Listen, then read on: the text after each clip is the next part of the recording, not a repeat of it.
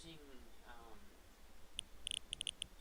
the development version of high fidelity earlier, and wasn't really working that well. It was really laggy, so I just downgraded my high fidelity install and just decided to record here. So basically, this game is basically if you were to take VR chat and Second Life and smash them together. And you have the ability to host your own domains, or you can pay for high fidelity to host a domain for you. Which domains are like little plots, like this you see around us is a domain. So, and it has a marketplace. You can upload your own models, but how it goes by doing that, I don't like it. You have to sort of make your own website and then upload your model to that site and then put a link to, like, you have to give the high fidelity link to that model, which I certainly don't like, because what if that site goes down and the model disappears, or something to that effect.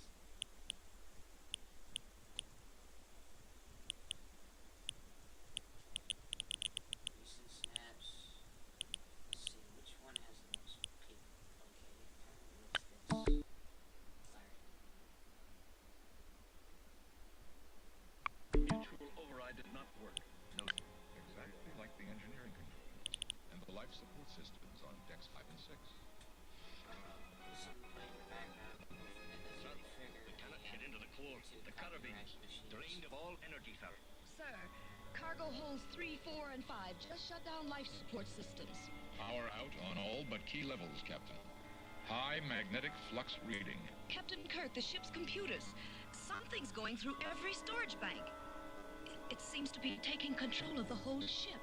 Spock, can you read a low-frequency shield like the one on the alien ship on our navigation console? It would have a very small field. Do it.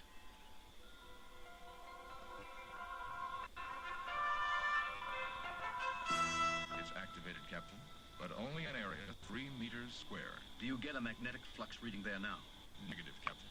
Jim, you don't think that's going to help us? Whatever that thing is, it's survived millennia in a dead hawk. All it has to do here is outlast us and just take over. No. It must be held by the magnetic force of the dead star, and it needs a starship to break free and the crew to man it. You are correct, Captain James T. Kirk. And I have the starship I've waited for so long. So terribly long.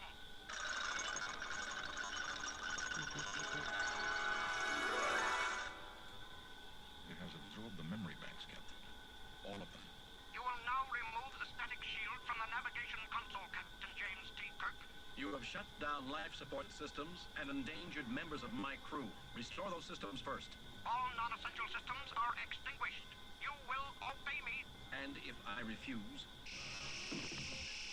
Obey me. Captain! Yeah. Obey me. stop! You'll hurt him. Remove the static shield from the warp drive controls. Do it now. No, Captain. I'll obey. Let him go.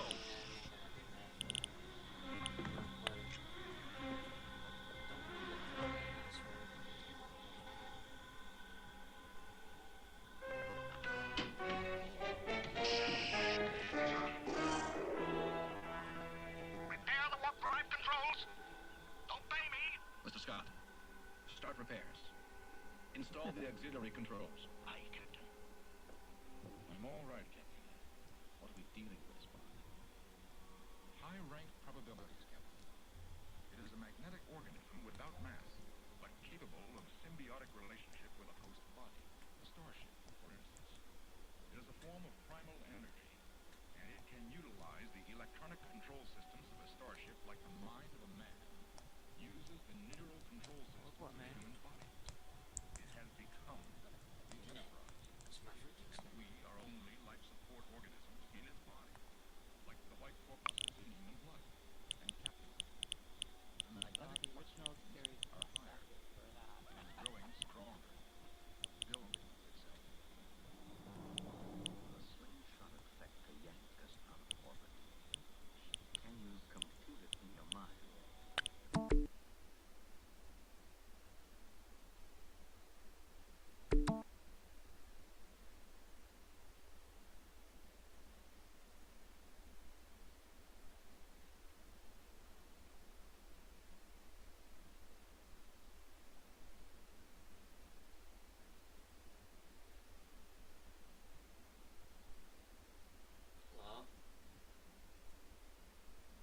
mysterious voice.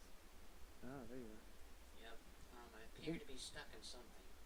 Yeah, you're inside the wall here. The landing point is still in the middle of a mesh. You wanna turn off that collision? You know how to do that? Alright. Maybe I can figure out how to get out of here. It's in menu, avatar, set avatar collision. Alright.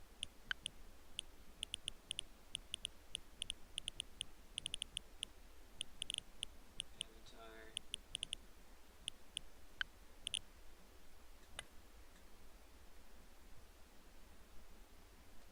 Alright. I'm out. Cool. Oh, see you, but take your word for it. I'm right above you. Oh. Flying. Hey, now I see you. How's it going? Good. Oh, I gotta re-enable it. Flipping through the ground here.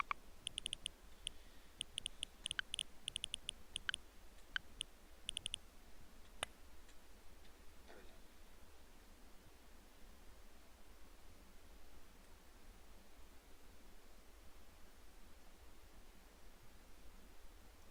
I was thinking about building my own domain, but I'm trying to figure out how I can start from scratch when I want to build my own, environment here.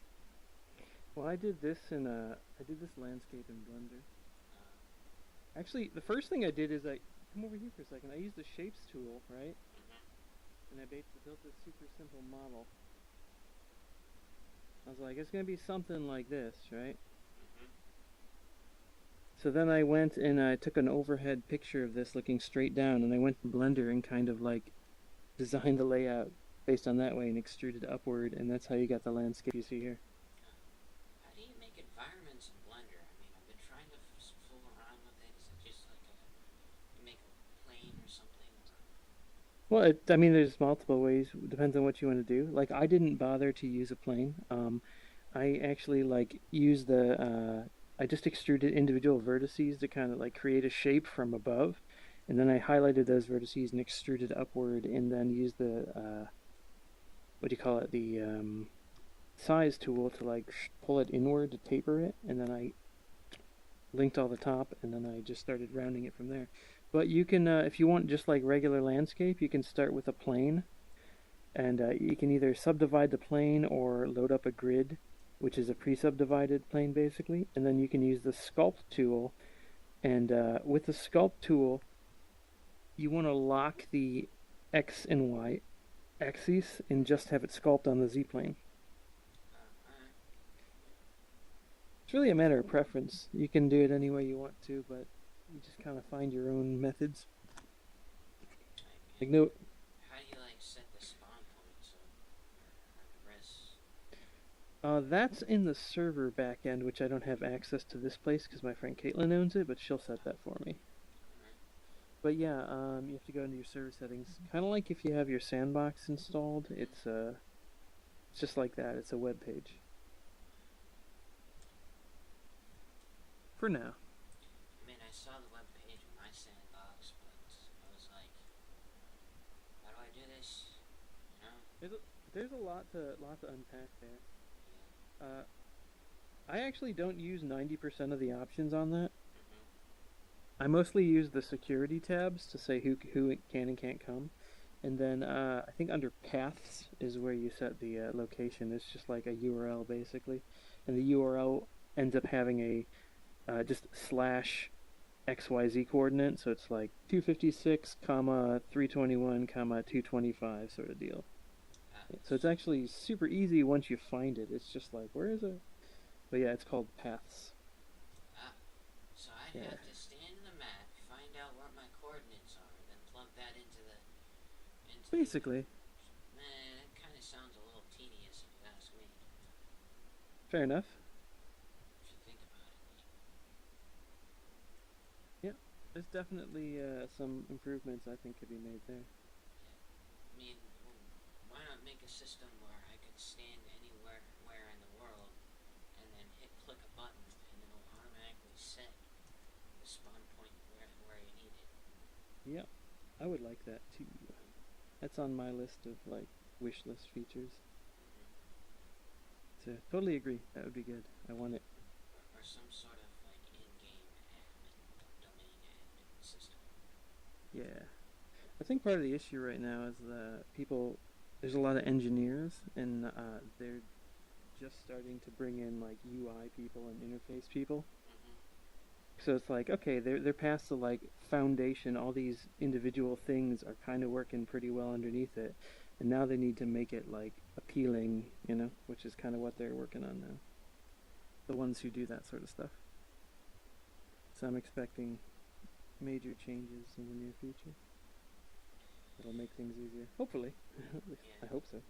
Let's see here. And we'll give it like one more step.